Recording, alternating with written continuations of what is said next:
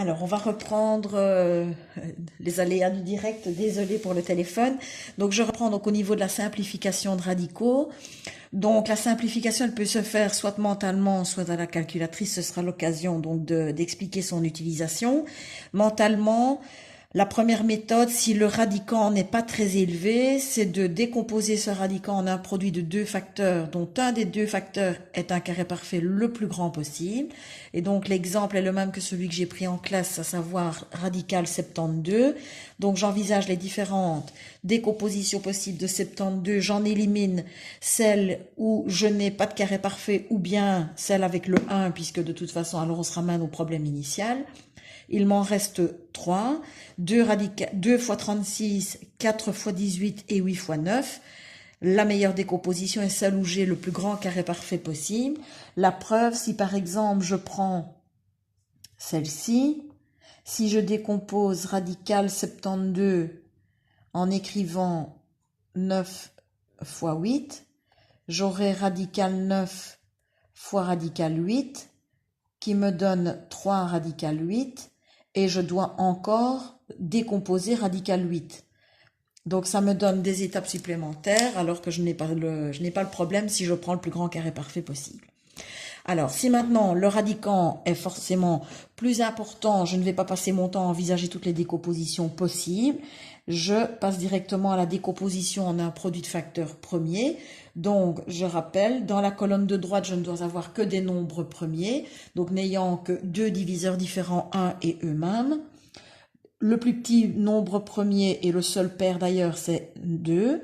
324 étant un nombre pair, je le divise par 2, j'obtiens 162. 162 est encore pair, donc je peux le diviser par 2, j'obtiens 81. 81 n'est plus divisible par 2, mais il est divisible par 3, j'obtiens 27. 27 est encore divisible par 3, j'obtiens 9. 9 est divisible par 3, j'obtiens 3. Divisé par 3, j'obtiens 1.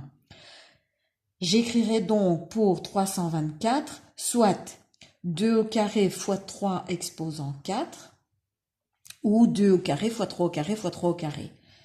Alors, radical 324, c'est donc radical 2 au carré fois 3 exposant 4.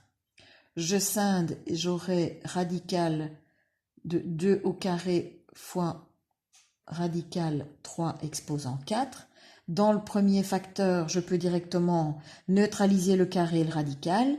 Pour le second facteur, je peux écrire que 3 exposant 4, c'est 3 au carré, le tout au carré, de manière à pouvoir neutraliser le carré et le radical. Et donc ma réponse finale, ce sera 3 fois 9 égale 18. Alors, à la calculatrice, j'utilise les touches. Donc, pour pouvoir calculer la racine carrée, c'est Shift X carré. Shift, puisque pour déterminer toutes les fonctions qui sont écrites en orange ou en une autre couleur au-dessus des touches, et il faut d'abord taper sur Shift. Donc, je le montre ici à la calculatrice. Shift X carré pour obtenir la racine carrée 2. Je tape ensuite le radicand donné, exé, et j'obtiens la réponse. Alors, tout dépend de la réponse qu'on me demande. Si la réponse attendue est un nombre décimal, je dois forcément appuyer en plus sur la touche SD pour pouvoir passer d'une écriture à l'autre. Donc, je fais par exemple la manipulation avec racine carrée de 324, donc Shift, X carré, 324, exé, et j'obtiens la réponse 18.